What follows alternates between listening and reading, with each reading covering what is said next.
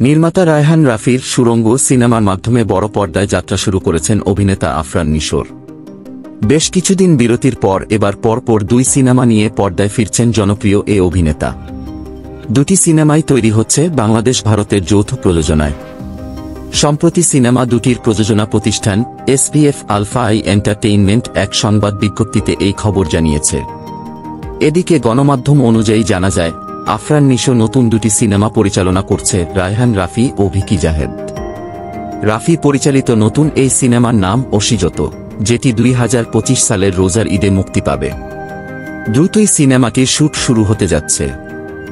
অন্যদিকে ভিকি জাহেদ যে সিনেমাটি পরিচালনা করছেন, সিনেমাটির নাম এখনও চূড়ান্ত হয়নি।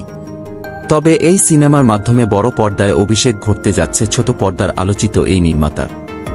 নতুন দুই সিনেমা প্রসঙ্গে আফরান নিশোর ভাষ্য, যে কোনো সৃষ্টিশীল কাজের সাফল্যের জন্য সময় খুবই প্রয়োজন।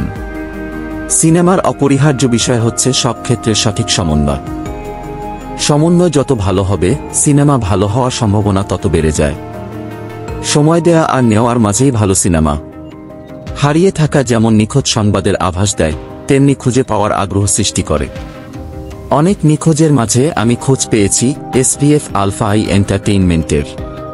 তারা আমার সঙ্গে দুটি সিনেমা চুক্তি সম্পন্ন করেছেন। তারা আমাকে ও আমি তাদেরকে খুঁজে পেয়েছি, আমি আনন্দিত। এ ব্যাপারে প্রযোজনা প্রতিষ্ঠানটির ব্যবস্থাপনা পরিচালক শাহরিয়ার শাকিল বলেন, আফরান নিশোর বরপর্দায় ফিরে আসা নিশ্চয়ই এসবিএফ আলফা আই এন্টারটেইনমেন্ট লিমিটেডের জন্য রোমাঞ্চকর একটি অধ্যায়ের সূচনা করেছে। আমাদের পরবর্তী সিনেমাগুলোয় অভিনয়ে যে কারিশমা দেখাবেন তিনি, সেসব দর্শকের জন্য উন্মোচনের অপেক্ষায় রয়েছি আমরা।